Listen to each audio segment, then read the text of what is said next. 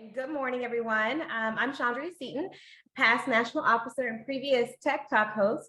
I am currently part of the BDPA Indianapolis chapter, serving as VP of Program Engagement, and today I will serve as your producer. This session is being recorded, and all the recordings, including today's and previous Tech Talks, can be found on our YouTube channel, National BDPA. So if you are not currently subscribed to it, please do so now, as well as they can be found on our national website, bdpa.org.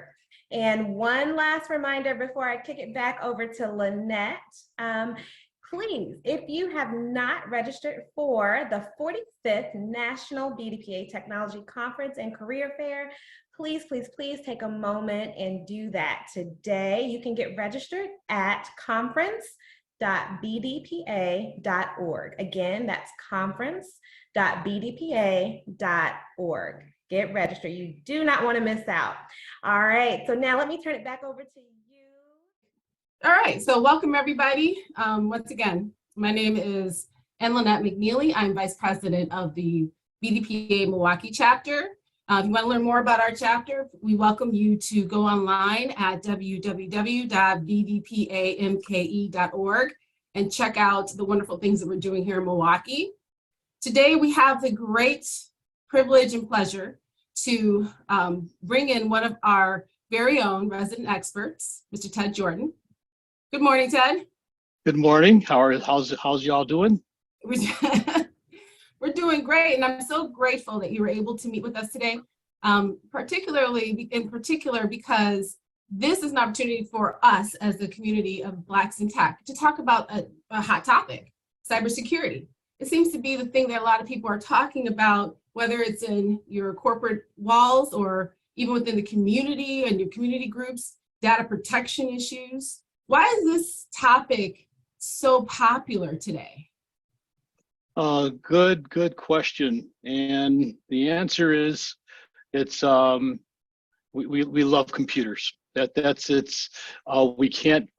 addicted to our computers. And in order for us to use these systems, the hackers know that we do banking on the systems. The hackers, which what I mean by hackers, I'm talking about the unethical hackers. There are also ethical, but there are the bad guys. The attackers are looking for ways to steal money, and you know, when I was a kid, if I wanted to withdraw $10 from the bank, I would have to wait from Monday through Friday, anytime between 9 to 5, and go in and get that $10. Now I can just transfer it easily, or someone can transfer it easily to me on my phone.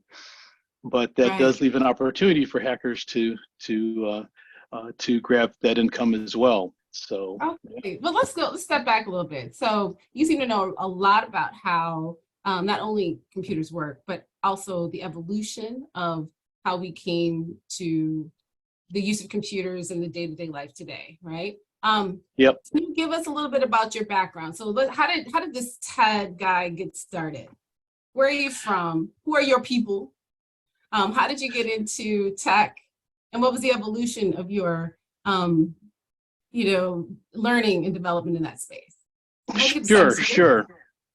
And in my background, we'll talk a little bit more about my company a little bit, but let me just kind of jump to your question here, and we'll talk about how I got all those letters past after my name, because usually when I do talks like this, people are interested in these new certifications in cybersecurity.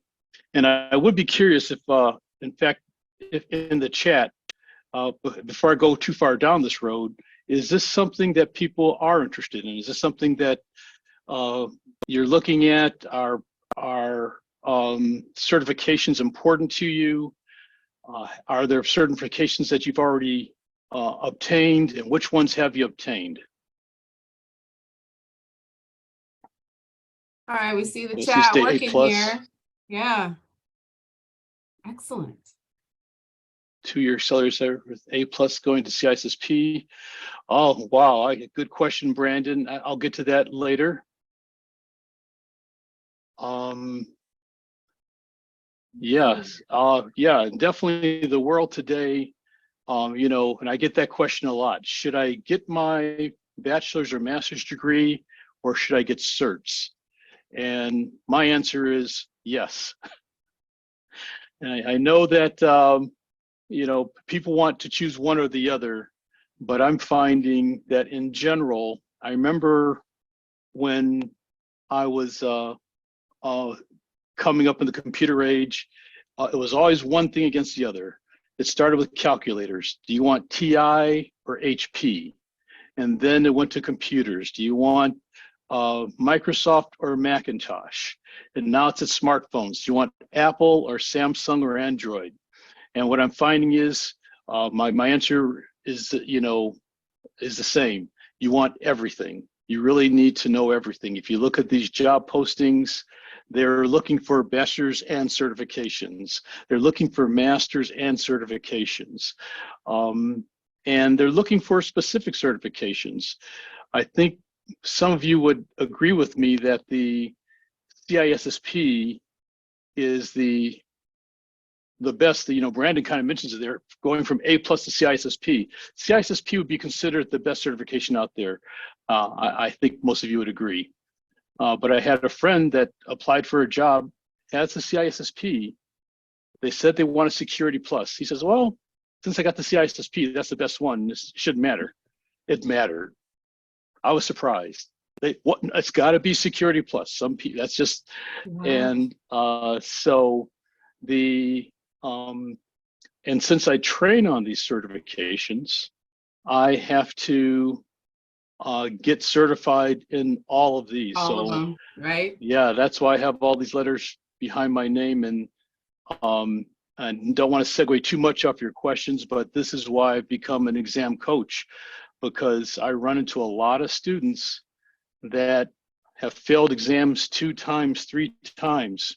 And so my target market are those folks that have failed exams multiple times, and I can coach them on what it takes, because I take, when I left college, I was like, thank goodness, no more exams for the rest of my life.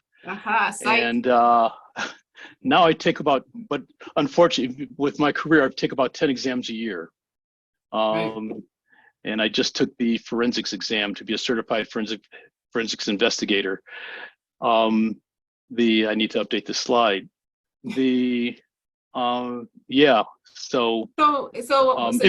but yes, sorry to segue off too much, but hopefully I was able to answer some questions for some folks. Yes. No, you're hitting all the right key data points that we wanted to talk about today. Understanding certifications, understanding how that's different from getting your degree. I think that's very key. But how is that different? Is it because the 4-year college doesn't provide for those certifications, or did those certifications just come later? And now today, you might be able to get an undergraduate degree with certifications in cybersecurity. The certifications are going the same path as what occurs for doctors and lawyers. Okay. You get your medical degree, and then you've got to also pass another exam, some certification. You get your law degree, and then you have to, you'd know the law part better than I would. You have to be certified by the state, right? You got to get a state. Yeah. So that's what's happening with. We don't pass any bars. That's right. That's right. You got to pass the bar. That's it. So even though you've already got your degree, that's what's happening in cybersecurity. Right. You get your degree in engineering, science, math, and then on top of that, you get the certification. It doesn't have to be later on. In fact, many college programs today will allow you 3 to 30 credits based on certifications that you have to help you get your bachelor's or master's degree. So let me cut you off on that one. So is that why I'm hearing that there's like a parallel development in the technology world today? Some have undergraduate degrees, and others just come out of school and go get certifications. But they seem to all be ending up in the same spot in the corporate hiring pool. Is that fair? Is that a fair assessment of the situation right now? Yeah, it depends on the role, Okay. and it depends on the job. You're seeing that, and frankly, it really just depends on what the hiring company is looking for. Okay. But I know when every now and then I'll go ahead and do a search through Indeed or LinkedIn to see what requirements companies are looking for, and lately, from what I'm seeing, they want it all. They want the bachelor's degree, they want the certifications, they want you to know Linux, they want you to know Windows, they want you to know Android, they want you to know iPhone. It's very interesting that and people look at these roles and they're saying, I thought this is all I need to know, but they really want you to know everything. Yeah. So do you have a slide that shows all the different component parts of certification that people are able to get in cybersecurity by any chance? I don't know if that was one of the things you included, but if you have something like that, I think that'd be great for the audience to look at. Let's see, what I have here. Let's go to, I have, before I get to that, I guess while I'm here, these are just a couple of my published works. I've published about 5 books so far on Linux, on the CISSP, and I'm getting certified on just learning. And I did want to mention that if people are interested, I am giving away, I just published my latest Linux book, and if someone would like a free hard copy, I am giving them away as a prize. The 10th person to email me at assist@jordanteam.com with Linux as the subject will get that, and I'll just get their address from them and mail that out. And the now let me just, what I don't have a slide, but let me just bring up a quick one that I see that's one of the more popular ones is the one offered by CompTIA, Okay. called the Security Plus. And that's one that I probably teach. I teach once a month. Okay. And let's go to certifications. I'll put the, this is their continuing education page. We'll explain that later on. But let me go to certifications, Security Plus. And as we scroll through here, you can see that many companies are interested in this certification. And I would say this is the #1 that I teach. Okay. What does CompTIA stand for? You know what? That's a good question. They're an organization based in Chicago that comes up with certification exams. They work with the government, mainly the government, very closely to see what their needs are, who they're hiring. And the government will say to them, hey, look, we're looking for people that do A, B, C, and D. If they can do A, B, C, and D, we want them on our team. So this would be jobs at NASA. This would be jobs at JPL. This would include jobs for government contractors like Boeing and General Dynamics. So when they get that, then they create an exam based on those needs. And the exam is 90 questions, it's 90 minutes, and this makes it appear that you need like a 80% to pass, but you really only need a 70% to pass. They do some magic with the numbers. You only need a 70% to pass the exam. Okay. So what does CompTIA do? I mean, is that allow for someone to understand how to code? Is that helping you understand how networking works? Is it giving you a holistic? Good question. Good question. All CompTIA does is create exams. They offer, they've gotten to the business of offering training, some other aspects, but their initial business, and as far as most customers are concerned, they really just create exams to say, hey, look, if you meet our level, you're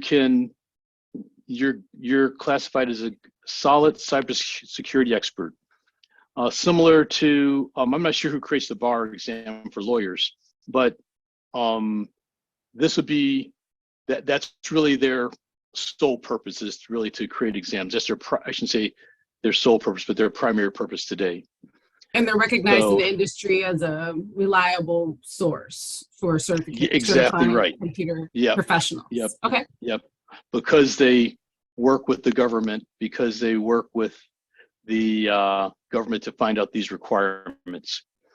And as you can see, the exam costs $400. Oftentimes people will ask me, if you don't pass the exam, can you get that $400 back? And so what do you guys think the answer is? Well, that's reasonable. You should get that money back, right? Right? No. I think they might not give it to you. Timothy mentions that BDPA has a discount agreement with CompTIA. Fantastic. That's what's up, as they say. So any BDPA members, or those who have membership within the BDPA organization, are eligible for a discount for CompTIA certification exams. Fantastic. Yep. Sorry, I just want to take another aside, because I want to say thank you to the BDPA for what they've done for me in my career. I joined the BDPA in the 80s or 80s, 90s. I joined the BDPA in the 90s. I wanted to become a lifetime member, but they didn't offer it then. I think they offer it now, and I think I did become a lifetime member. Yeah, we will accept your application. And they, I found jobs because of the BDPA. When I started my company, my training company, the BDPA did a lot to help promote my organization, to help me get my company started. I just want to give some, I was in Cleveland, Ohio at the time, but I just want to, give my respect to the organization. They've been around for a while. If people are on the fence about joining an organization like this, you really need to get involved because of what they're doing for the community.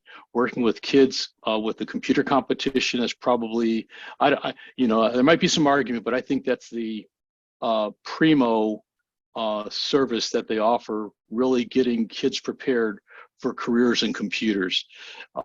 Taking them to Washington, D.C. or wherever the national conference is at the time. Is it? Yeah. And bringing them to compete in those events. It's world class. It's world class. That's all I want to say. So, all right. I'm glad you brought that up, actually, because BDPA has been very serious about creating professionals, nurturing and developing those who are new to this field of computer science, and then those who are also seasoned. I'm so grateful that you mentioned the way that BDPA nurtured your development in the space and helped you with your business development as well. Those are things that we like to put as feathers in our cap as being something we do for our membership, and we're going to do a lot more of that moving forward, especially. But you have to remember, Ted, we are working with our members from the classroom to the boardroom, and you're still part of that in that range. And so it'll be exciting to see what more BDPA can do for you in this part of your career. And I think this is actually a meeting that's beginning that next step, learning about your book, learning about your experience in cybersecurity, sharing that with our other members. Any way we can, have people know more about the classes that you have available, we'd like to do that. So you were talking about CompTIA. and signing up.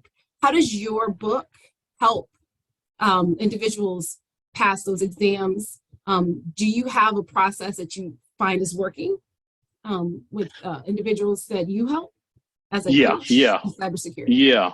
Yep. So the book, let me just quickly just brag about myself just a little bit. Let's go to Ted Jordan Linux. We'll do Amazon.com. And you know, here it is.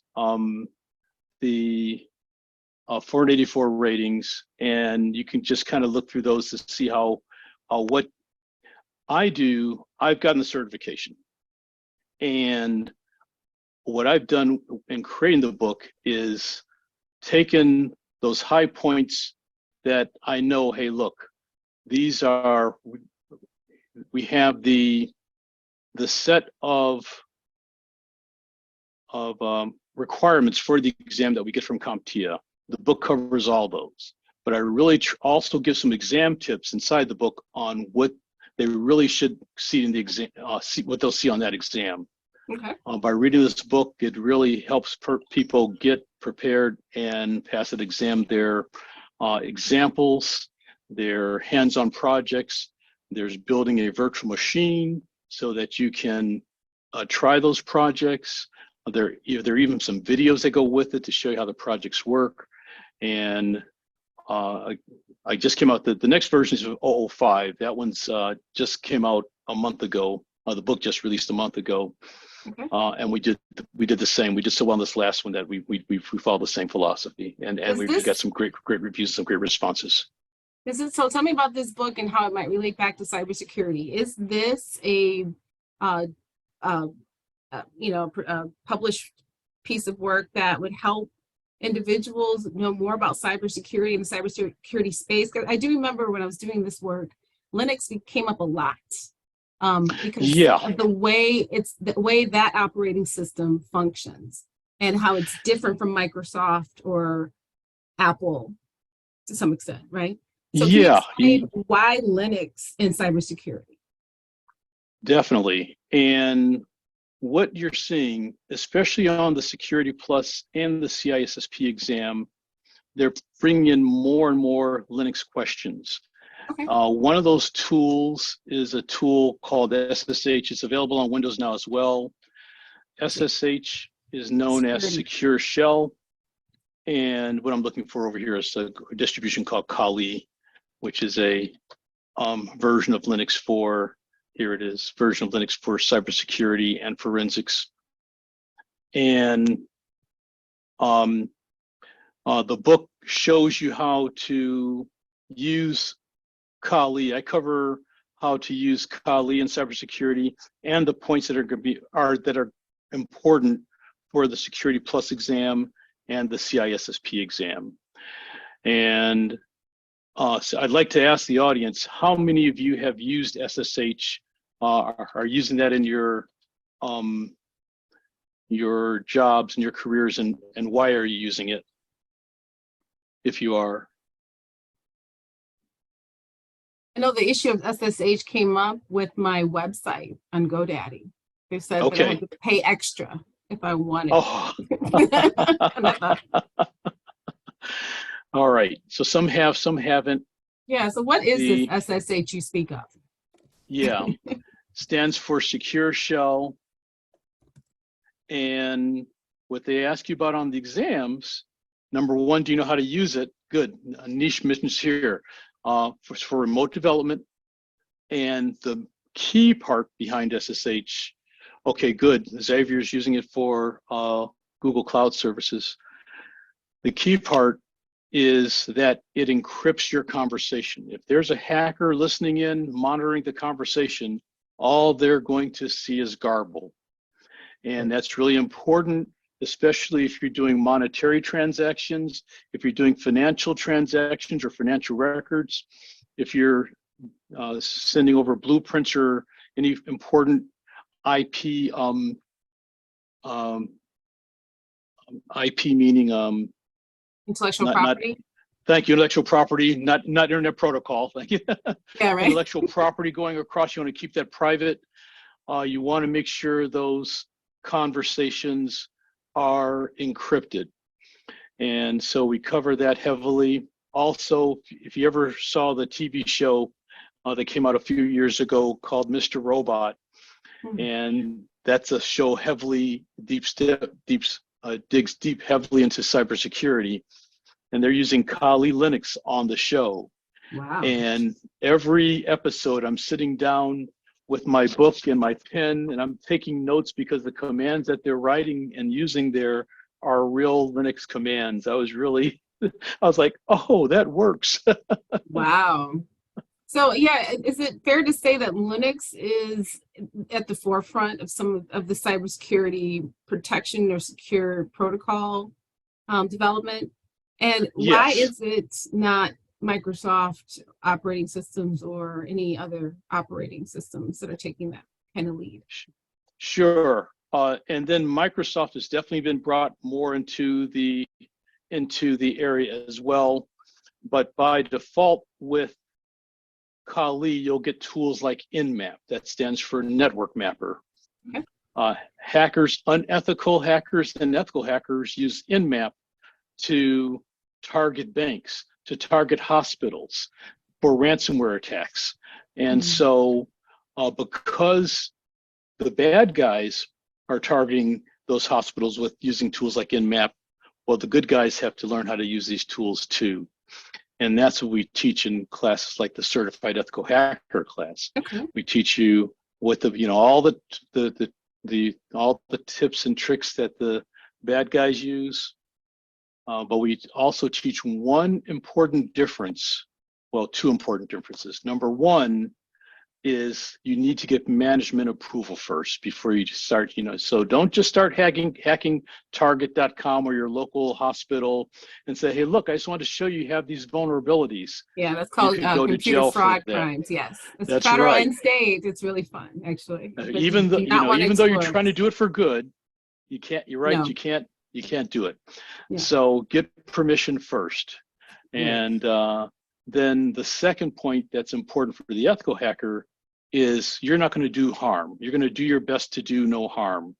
Whereas the unethical hacker there to steal money or launch a ransomware attack. And when we, I think most of you have heard of ransomware. Ransomware will encrypt the user's files, and then if the person wants those files back, they got to pay for them. And some of the ransomware attacks have been as high as $6 million, and companies have paid. They've paid to get their data back. One is the Colonial Pipeline. Before I go to talk about them, that Mr. Robot was a good show, wasn't it? There's another hacker tool that Metasploit that hackers love that comes on Kali Linux, and that's also called Metasploit. I teach how to use this in the Certified Ethical Hacker classes too. And tools like these and others can be used to attack networks, launch malware, do social engineering. And I'm hitting a lot of buzzwords here. I want to make sure everyone's keeping up. So phishing attacks, who's heard of those? And because I know we got some good, strong techies on, I don't want to go into a lot of re-education if you already know these topics. Phishing is going to cover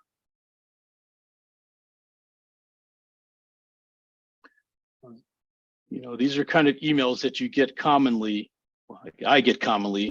You probably get them too, where people are saying, "Hey, look, well, we show you in the ethical hacking class how to phish your staff.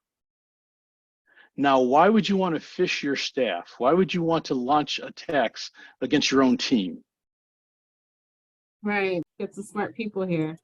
Exactly. Security. Yeah, I like the fact that we can use that to test people's behaviors, because when we create our systems or processes or policies, we do it from only one vantage point, but when you actually see how people operate while they're working, it helps you Yep. tweak some of those policies, and so that you can actually be more impactful and effective in your respective business operation. I get these all the time. Here's a message from DHL, or it appears to be, right? And if I hover over this link, I'm going to look down here in the lower left, Yep. and I'll be able to see that, hey, that's not really DHL. All right. So we don't want to click those links. And all right, so I'm sorry, just one more question, because I know you had some more questions from me, Lynette, so I apologize for going off the rails a little bit. I'm going to slow down. All right, take a breath. I just have one more question for you, for the viewers.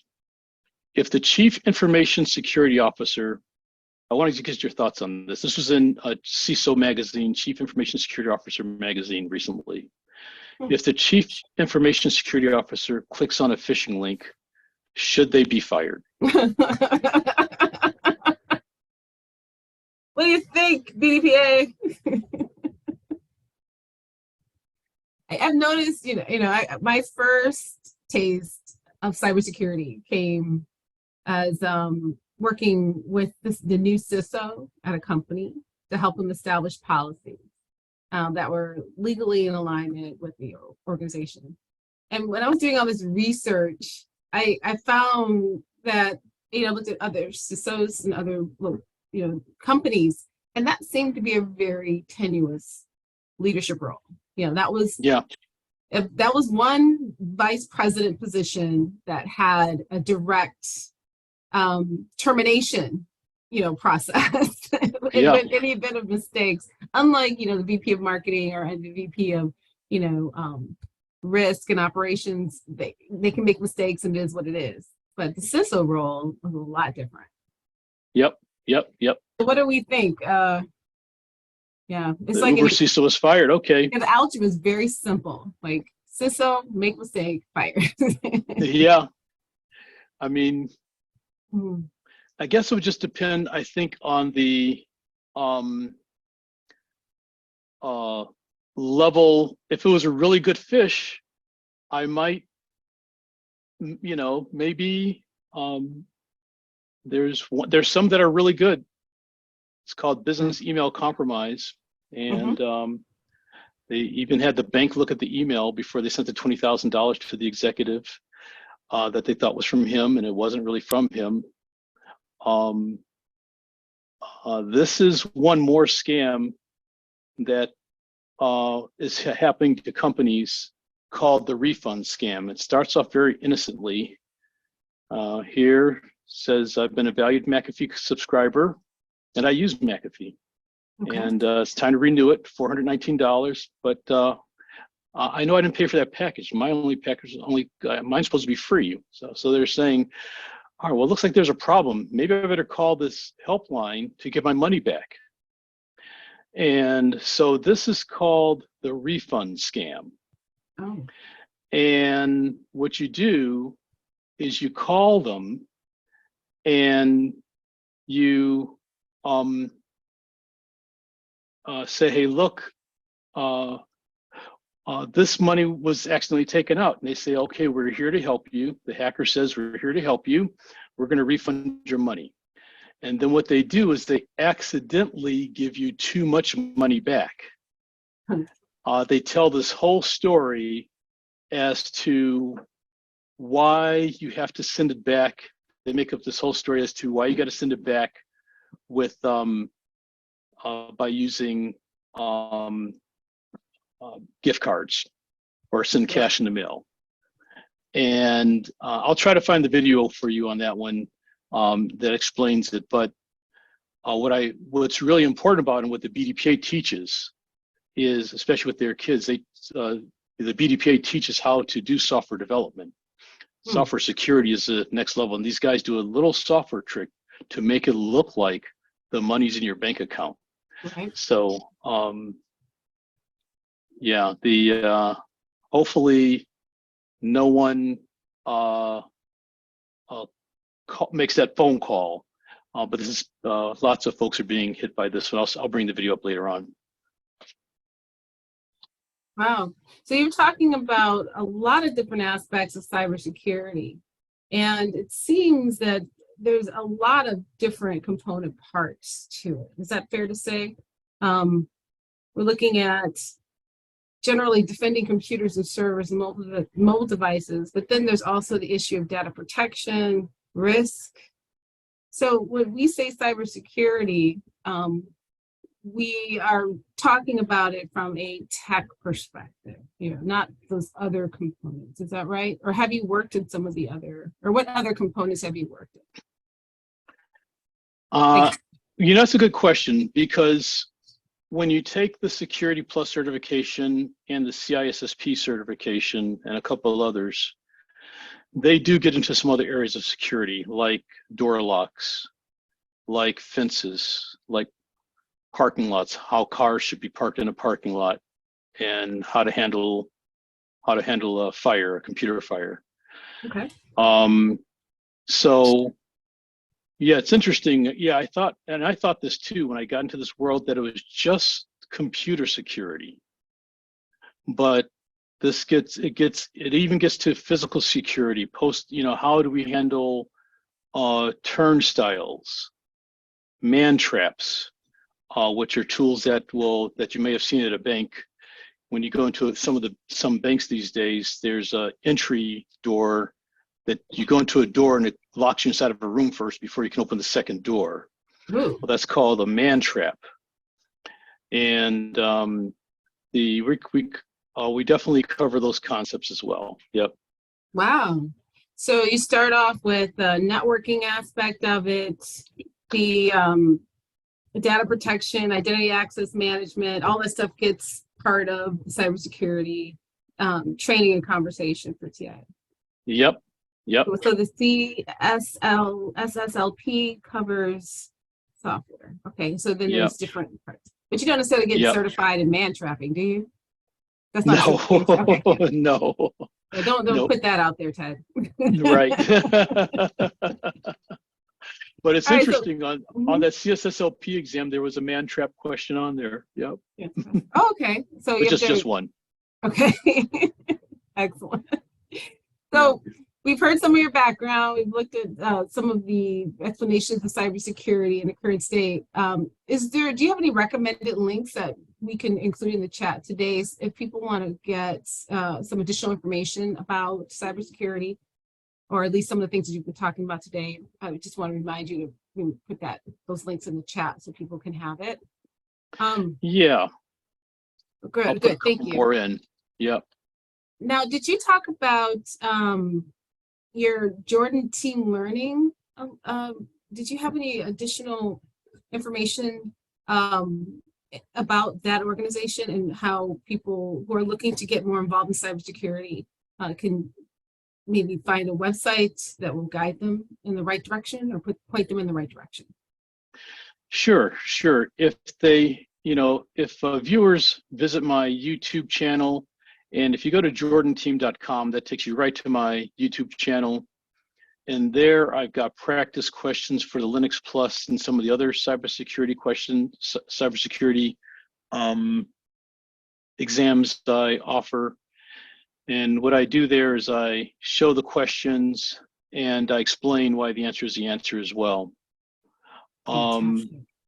Yeah, and then like I mentioned earlier, if you're an individual that has failed the exam twice or more, make sure to give me a call and I can coach you on what it's going to take to finally pass that exam that third time.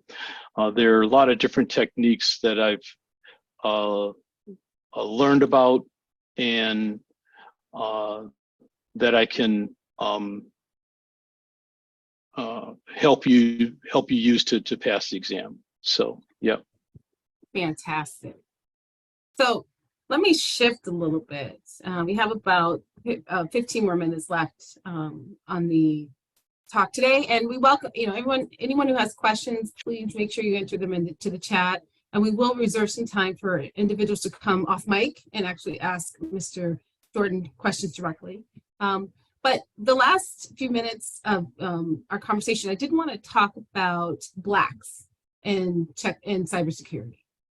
Now, you've been doing this work for how long, you said now? About 15, 20 years? Yep, 20 years, yep. And that's about when cybersecurity started, right? It started with that COVID, what was it, COVID-4? Well, where people were after Y2K? Or what was the start of cybersecurity? You know, do you remember what that was? Yeah, a big part of was when Wi-Fi was just being installed in the late 90s. Okay. And back then, no one was thinking about security. There was, so there's no encryption. And so credit card transactions were visible. And Okay. hackers, unethical hackers, would drive around their cars with their laptops back then and have a listener using a tool called Wireshark. Let me bring that one up, by the way. Okay. Wireshark is a network sniffer that we learn about in all of my hacking class as well. And if someone were monitoring our conversation, they'd be able to save this entire conversation, this entire recording, and play it back. Wireshark can do that as well. So they were able to collect credit card information, the 3-digit code, and then do the identity theft to and use those cards as those individuals. So, yep. Okay, so that's how it got started. And how did you get involved in all of this? Was there a natural transition from A to B that brought you to this space? Yeah, I started as a software developer. I wrote a driving simulator for General Motors. Oh, wow. And then I was a systems engineer with a couple of computer companies, Silicon Graphics, Sun Microsystems, and I worked in virtual reality. And security was a part of all those. Right. We had to deal with software security, and a big part of security are insider threats. You know, we have to worry about those people that work for us too, right? So there have been so many different attacks done by people that work for companies. One that we talk about in our classes is a gentleman that knew he was going to get fired one day. So when he got fired, he set up a logic bomb that would trigger and erase all the corporate files that put the company out of business. So we talk about what steps companies can take to mitigate those kinds of issues. And that was the wrong thing to do. That was the wrong thing to do. He ended up going to what I call a computer jail, but it's federal prison. Yeah, it's still federal prison. It's the nicer prison where you can play golf and tennis, and I've never there's been, no fences. Never been. Yes, so I'll defer to your expertise.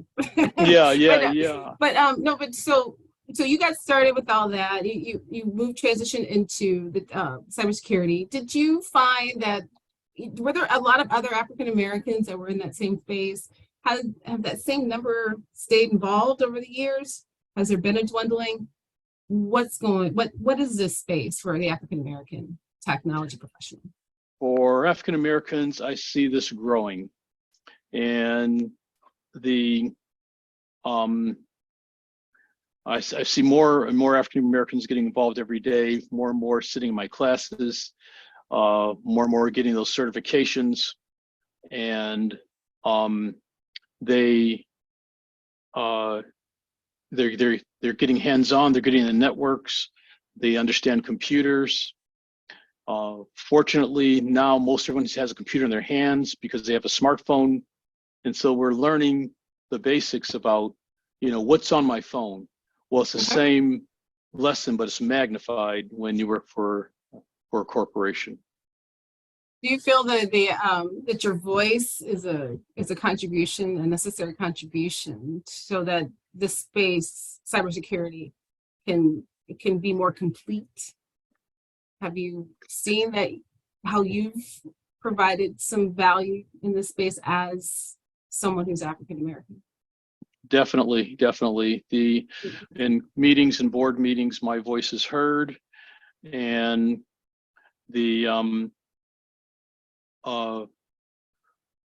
with my experience and what I've seen with the networks, with systems, with applications, it's very valued because you're talking to an audience that really largely doesn't understand that part of the business. They understand the finances, they understand operations and human resources, but they don't understand really what they're trying to protect when those assets go. And so we do still do a little bit of selling, but they listen to us. And I do want to mention, I do kind of have a hard stop at 11:30, so or at the bottom of the hour. So for in case we need time for questions. So okay, well, so then I'll ask my last question. Thank you so much for that. It's good to know that there's a industry where our voice is being heard, and I think we really can have some meaningful contributions, especially when it comes to cybersecurity and computers, because everyone uses them. So that's right. Everybody at the table talking about it. So the last thing I want to ask you about is artificial intelligence. You know, there's a lot of conversation around chat, GPT, and the use of artificial intelligence to code. Will this be the thing that we do with cybersecurity? Will we just send an AI bot down in there to protect our systems? How plausible is that as an expectation in the future? There are hackers. The hackers are working on AI tools that will automatically launch phishing attacks, seek vulnerable targets, automatically launch those phishing attacks. The chief information security officers are purchasing tools that use AI to block those attacks. So it is robot versus robot. That's what's really going on now, where AI is used today. It's already out. The devices are called SOAR, S-O-A-R. I don't remember what it stands for right now. But these devices have AI built in to, let's say one common attack might be a phishing attack. Okay. And so if the source system sees a lot of emails coming in that look strange, automatically it blocks them and automatically blacklists that vendor. In the past, we had to have people watch for it and set up the blacklist, the block list. But now source systems manage it automatically. So AI is being used offensively and defensively, and definitely careers there. If you haven't had a chance to play with openai.com is the website, to ask it to write 500 words on the book 1984.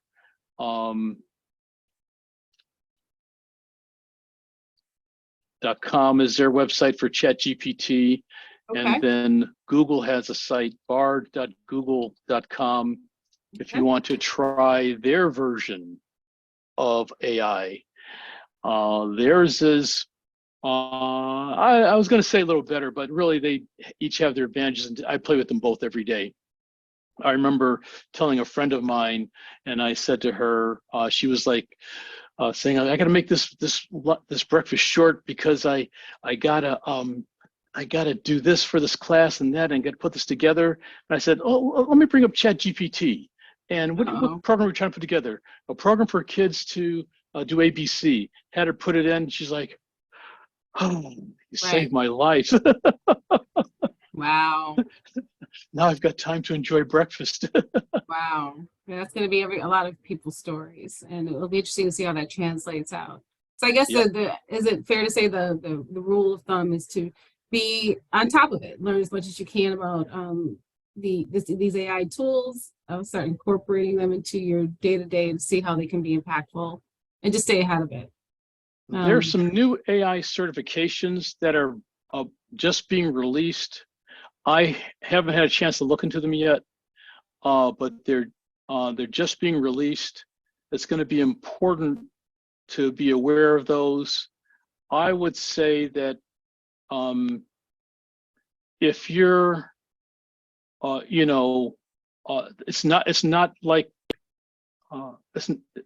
evolution. It's not revolutionary. It's evolutionary. So it would definitely be a field that if you're interested in, I would do it. I would say that's where opportunities are right now.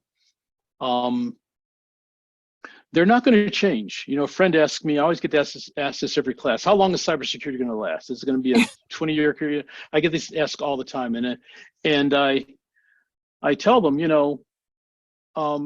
how long we've got everything to stop fires, right? Sprinkler systems, training, different, don't go to bed with a cigarette, but still there are 1,000 fires every day. This is never going away. This is going to be with us for a long time. So yes, do you have to switch your career and go to AI? No. If you've got a career path for cybersecurity, computer science, and you like it, stick with it. You'll be fine. Yep. Great. Well, okay, we're coming close to the end of the hour. It looks like we did have some questions, I believe. I'm going to let, they were actually asked quite early on in the presentation, so I'll try to scroll through some of these, but I do encourage all of you out there who did have questions. We have about 5 more minutes left for questions. Please, I welcome you to come off mute. Let our coordinator know that you'd like to speak, and I'll let you ask your question directly with Mr. Jordan. And so I'll go back in here. Johnny, yes. Johnny Kelly. Hi, can you hear me? Yes. Hi. Like I said earlier, I'm kind of brand new to the thing, and I do want to be able to get into this space of cybersecurity and computer science or whatever, just because I found a love with it and I'm really enjoy it. But going back to the AI question that I had asked, I know a lot of times, like we were saying, we will use it as a tool in our jobs and everything. But do you think down the line, as much as it probably would evolve, that it would kind of take the jobs of cybersecurity away? Or do you think humans still need to be in that place to be able to double check or to be able to still kind of provide that security in those type of spaces? I'm a big believer that Great we're question. going to, always need to have that human element. And the back around in the 20th century, that same question came about with robots. Are those going to replace humans? And what they found was that they still needed humans to repair the robots. They needed humans to build more robots. They needed humans to program the robots. The same is going to happen with AI. AI is smart, but it's not that smart. If you play on ChatGPT, if you play on Bard, you can just see what I would say today. It's advanced search. It's advanced search. It's telling you more what you're looking for without you having to click through a lot of buttons. So, and what it's going to help us do is create faster. Since there are so many common algorithms in software development, and you ask the AI tool to build it for you, that's fine. But the AI tool is not going to know enough, it's not going to understand the big picture on what you're trying to do. That's going to create a small component that's going to go in a larger piece to make that final project. Maybe that car that's going to drive down the road, or maybe that computer-aided drawing system that you're developing. So yeah, I don't see it. I personally don't see it as, my personal opinion is that's going to create more opportunities. Yes, sir. Got you. Thank you. I appreciate it. Thank you for your question. Yes. I think I agree with that. There's always going to be a need for a human element. Now the question is, how does that interaction change, right? And being able to predict when AI is going to be a problem and getting ahead of that. I think that's something that we in the legal profession, the laws are trying to figure this stuff out, getting ahead of this. But is there any, so that's something I hope we'll have a BDPA talk about later. So thank you so much, Mr. Kelly. Does anyone else have a question today? I didn't see if anyone else had their hands raised. Please, we welcome you. We have about 1 more minute left. I did have another quick question, Ted, about, what does it take to thrive? Like, just really quickly before we go, what are like the 3 top things you would recommend for our audience in order for them to thrive into this space? Sure.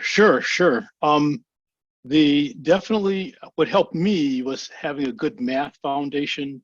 I gotta say, math was my favorite subject all through my schooling. You. Yeah, yep. And uh, and really like tinkering. That's, I would say, that I remember when I was a kid, I wanted to know how much it was raining, and so I borrowed my mom's uh,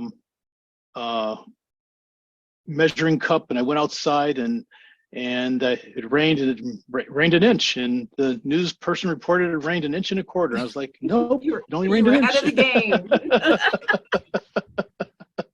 For being curious. I got time for one or two more questions. Someone else had a question I saw just great. a moment ago. Yes.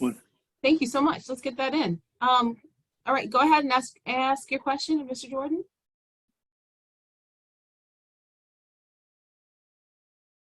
I saw somebody whose name started with a W had his raised his hand, but I can't remember. Maybe change his mind. There he is. Hi. Yes, it's she. It's Okay, hi. sorry about that. His names, yes. Yes, so I'm a computer science major and I've been in IT for all of my career. So I'm getting close to retirement. I'm looking for another gig to stay in technology, but cybersecurity is just one I'm thinking about. I may go into web development more, but I'm an information systems.